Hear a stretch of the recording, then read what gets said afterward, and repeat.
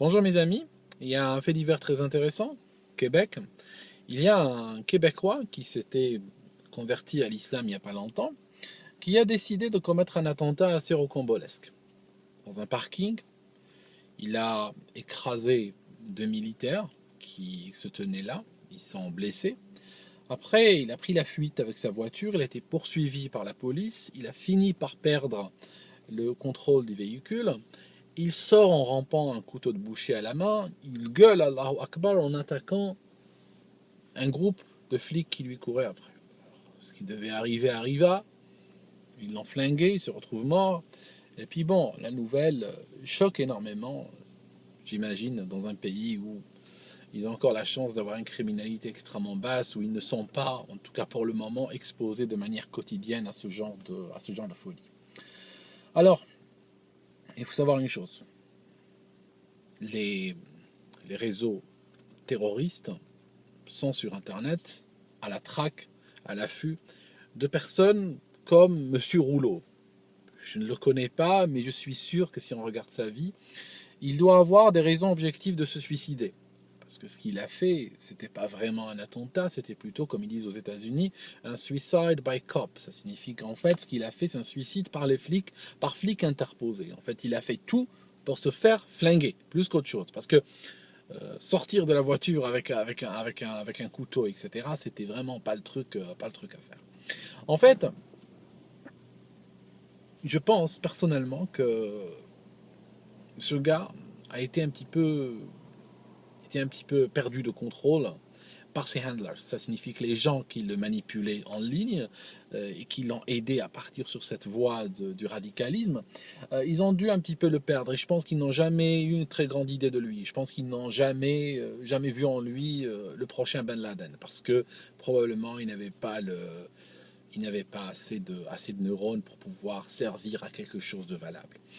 L'attentat qu'il a commis, il me semble à moi qu'il a été entièrement improvisé. Je pense qu'il a été décidé même à l'instant où il a vu les deux militaires.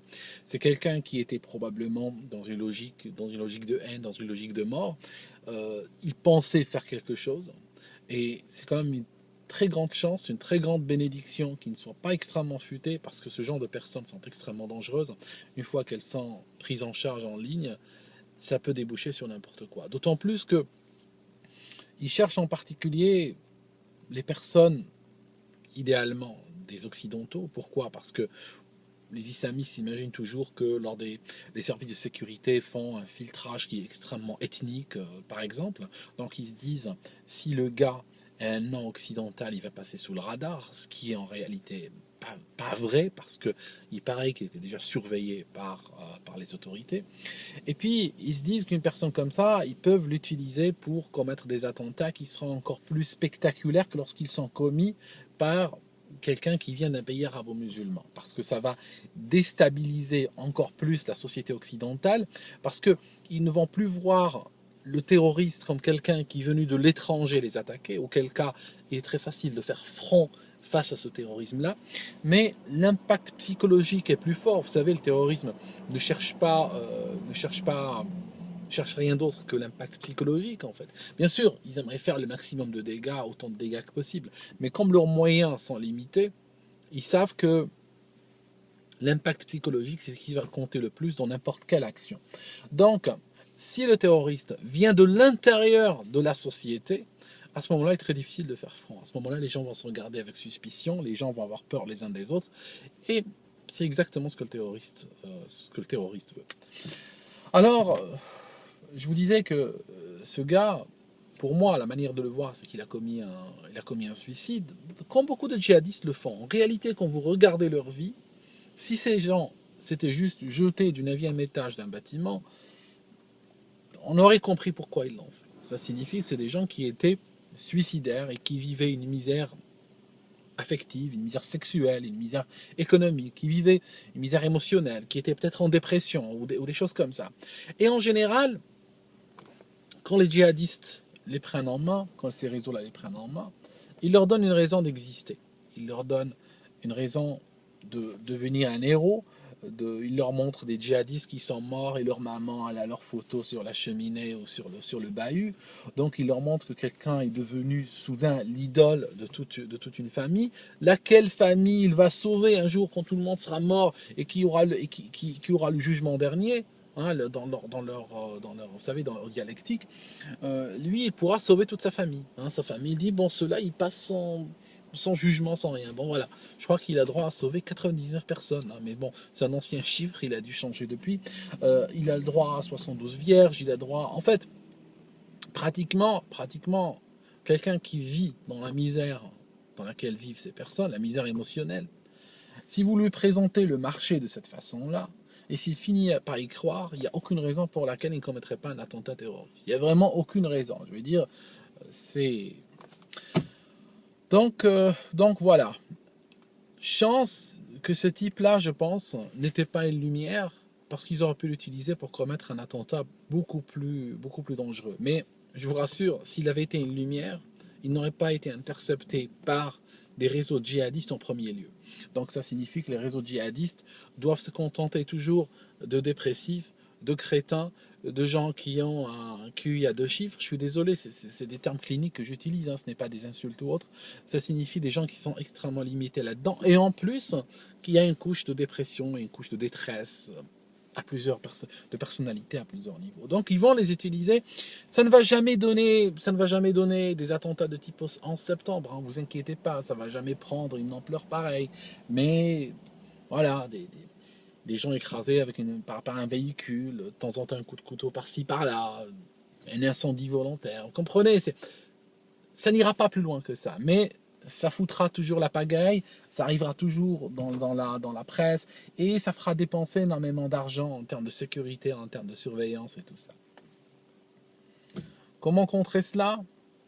C'est extrêmement difficile. Mais je pense qu'il faut surveiller ce genre de personnalités. Toutes les personnalités fragiles, déficientes, qui se retrouvent soudainement à publier, comme le gars a publié des choses sur leur Facebook, des éléments qui sont clairement en très forte connotation djihadiste.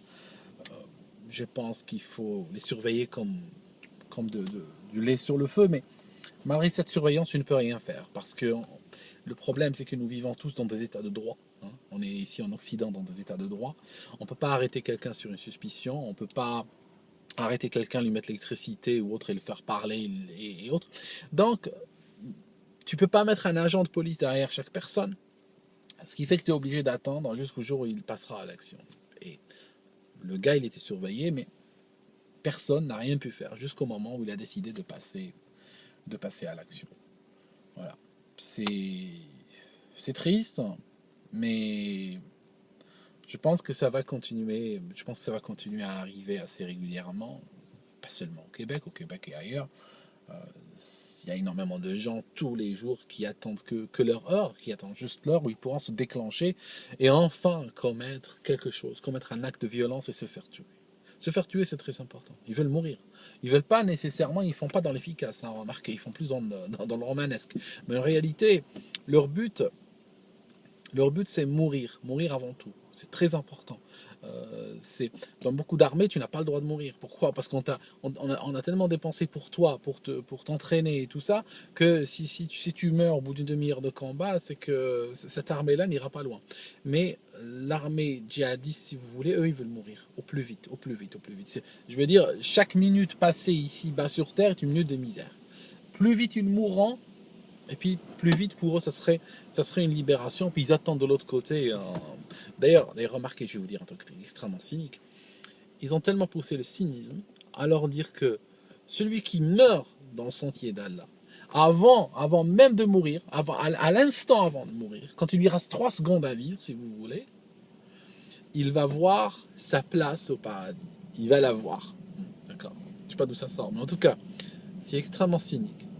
C'est que le gars qui se fait flinguer, qui est en train de mourir par terre, au moment où il ne voit que des bottes de flics et des gyrophares en train de tourner et son sang qui coule sur l'herbe, il comprend qu'il s'est fait arnaquer. Avant même de mourir, il comprend qu'il se fait arnaquer complètement. Voilà. Je pense que c'est à ce moment-là peut-être que certains se réveillent, mais c'est un réveil un petit peu tardif, et c'est un réveil qui ne sert à rien. Bon, en attendant, on va on va continuer à observer tout ça et on va voir ce qui va se passer.